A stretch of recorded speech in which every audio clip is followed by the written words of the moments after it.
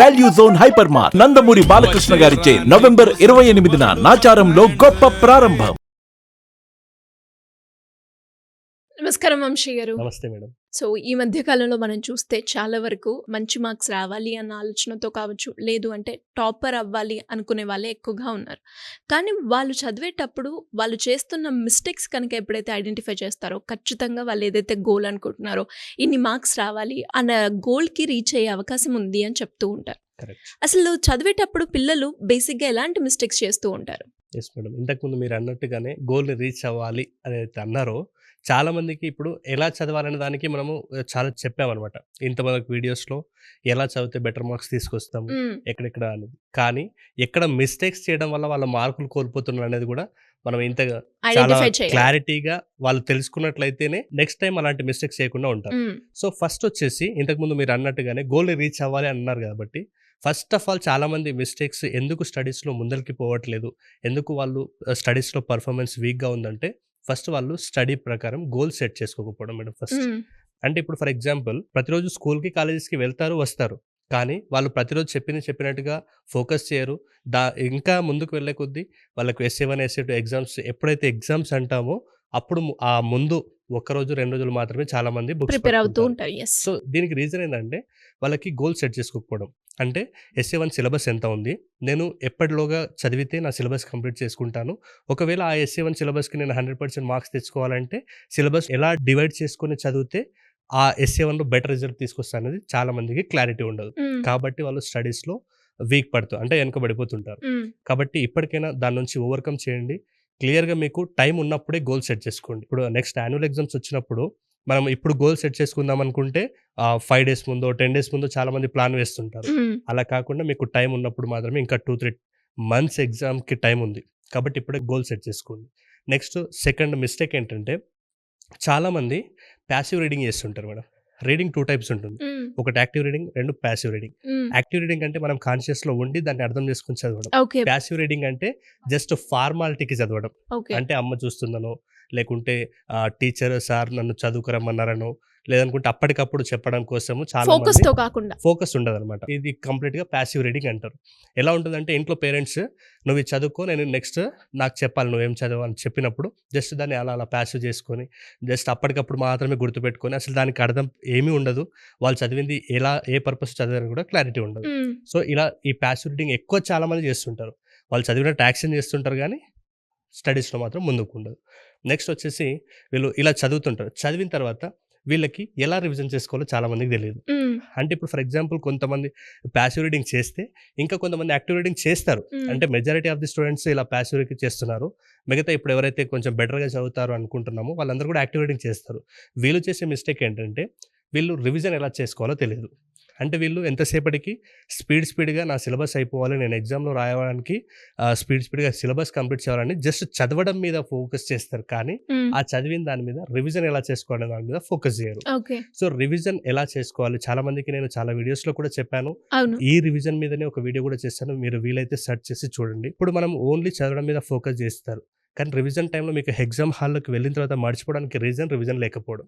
So దీన్ని overcome చేయాలంటే spaced repetition technique, నేను ఈ టెక్నిక్ని క్లియర్గా ఒక వీడియో చేశాను, మీరు దాని మీద చూడండి.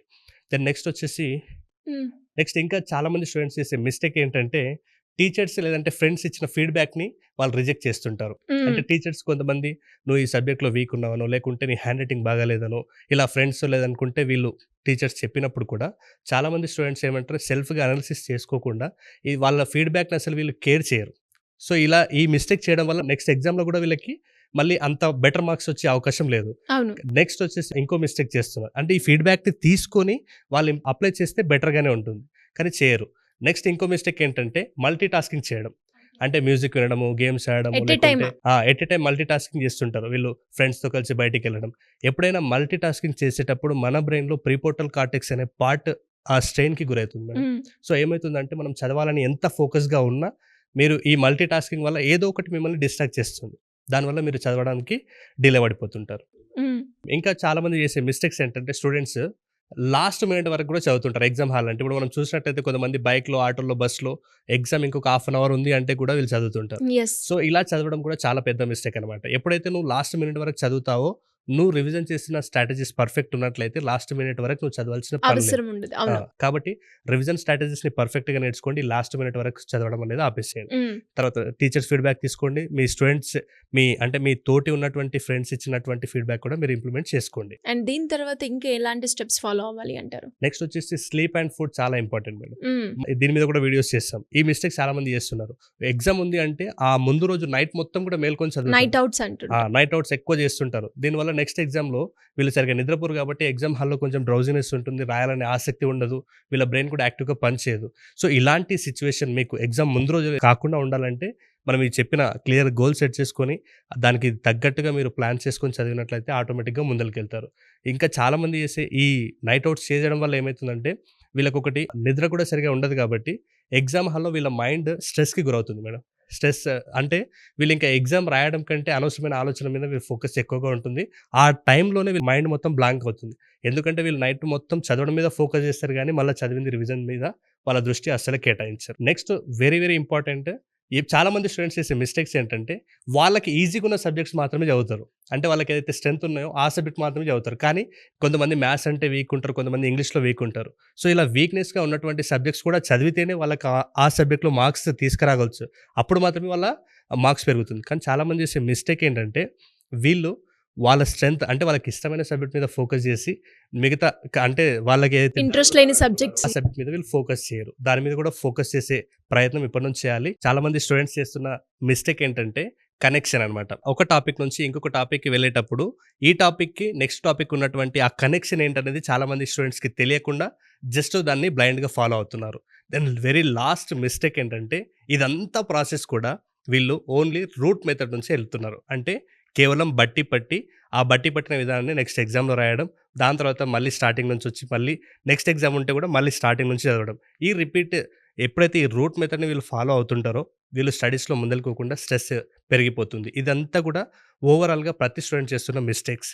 ఈ మిస్టేక్స్ని ఓవర్కమ్ చేసినట్లయితే ఎగ్జామ్లో బెటర్ రిజల్ట్ తీసుకోవచ్చు మేడం. సో మరి ఎవరికైనా కూడా క్లాసెస్ అటెండ్ అయ్యి స్పీడ్ రీడింగ్ స్కిల్స్ పెంచుకోవాలి అన్న, హ్యాండ్ రైటింగ్ గురించి కావచ్చు, లేదు అంటే వాళ్ళు స్టడీస్లో ఎక్కడున్నారు, దాన్ని ఎలా ముందుకు తీసుకెళ్ళొచ్చు అనుకునే వాళ్ళు ఎలా అండి మిమ్మల్ని అప్రోచ్ అయ్యే ఛాన్స్ ఉందంటారు? Yes madam. అందరూ కూడా ఇప్పుడు చదవండి అంటున్నారు కానీ ఎలా చదవాలనేది మాత్రం క్లారిటీ ఇవ్వట్లేదు. చాలా మంది స్టూడెంట్స్ అది తెలియకనే ఇబ్బందులు పడుతున్నారు. వీళ్ళందరి కోసమే నేను ప్రతి సండే కూడా 3 hours వర్క్షాప్ని డిజైన్ చేశాను మేడం.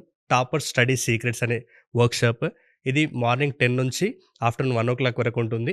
ఇక్కడ టాపర్ సీక్రెట్స్ ఏంటి, ఎలా మనం మన స్ట్రెస్ని హ్యాండిల్ చేసుకోవాలి, ఎలాంటి మెథడ్స్ యూజ్ చేసి చదవాలనేది పట్ల స్టూడెంట్స్కి క్లారిటీ ఇస్తాను. నెక్స్ట్ దీని తర్వాత ప్రతి మండే నుంచి సాటర్డే వరకు 6 days వర్క్షాప్ కండక్ట్ చేయబడుతుంది మేడం. ఇది ఆన్లైన్లో ఉంటుంది జూమ్ ద్వారా. ప్రతిరోజు సాయంత్రం కూడా 2 గంటలు ఉంటుంది. దీంట్లో memory skills plus speed reading 2 కోర్స్ని కలిపి ఆ 6 daysలో నేను వాళ్ళకి నేర్పిస్తాను. దెన్ ఇంకా ఎవరికైనా మా పిల్లలు ఆన్లైన్లో సరిగా వినలేరు అనుకుంటే వీళ్ళకి సెపరేట్గా ఆఫ్లైన్ సెషన్స్ కూడా ఉంటుంది. ఫుల్ డేస్ 2 days ఉంటుంది ఆఫ్లైన్ సెషన్. సో మీకు ఆసక్తిని బట్టి ఆఫ్లైన్కి రావాలంటే ఇక్కడ మన హైదరాబాద్లోనే వర్క్షాప్ కండక్ట్ చేయబడుతుంది. మీకు ఇంకా ఎలాంటి వర్క్షాప్స్ ఉంటాయనేవి పూర్తి డీటెయిల్స్ తెలుసుకోవాలంటే ఇక్కడ స్క్రీన్ మీద కనబడుతున్న నెంబర్కి కాల్ చేస్తే మా టీం పూర్తి డీటెయిల్స్ అందిస్తారు. రీసెంట్గానే మీరు స్పెషల్గా ఒక సెషన్ తీసుకుంటాను కాలేజ్లో కావచ్చు, స్కూల్లో కావచ్చు అని అన్నప్పుడు మనకి మచిలీపట్నం నుంచి అప్రోచ్ అవ్వడం జరిగింది. సో మరి అలానే ఎవరైనా కూడా స్కూల్స్ నుంచి కావచ్చు, కాలేజ్ నుంచి కావచ్చు, సెషన్స్ వైజ్ కూడా కావాలి అనుకుంటే ఎలా అండి? Yes madam. అంటే ఆ student school or college school యొక్క మేనేజ్మెంట్ యొక్క రిక్వైర్మెంట్ ప్రకారం అంటే మా స్కూల్ పిల్లలకి ఇది అవసరం ఉంది, లేకుంటే ఈ కంప్లీట్గా స్కిల్స్ అవసరం ఉంది, వీటి పర్పస్లో ప్రతి స్కూల్ కాలేజెస్కి కూడా మనము 3 hours వర్క్షాప్ కండక్ట్ చేస్తాం. లేదు అంటే కంప్లీట్గా ఒక ఫుల్ డే వర్క్షాప్ని కూడా కండక్ట్ చేస్తాం. ఈ 3 hours వర్క్షాప్ అంటే పిల్లలకి స్ట్రెస్ ఎలా హ్యాండిల్ చేయాలి, బెటర్ మార్క్స్ ఎలా తీసుకొని రావాలి, ఇలాంటి టాపిక్స్ మీద కవర్ చేస్తాం.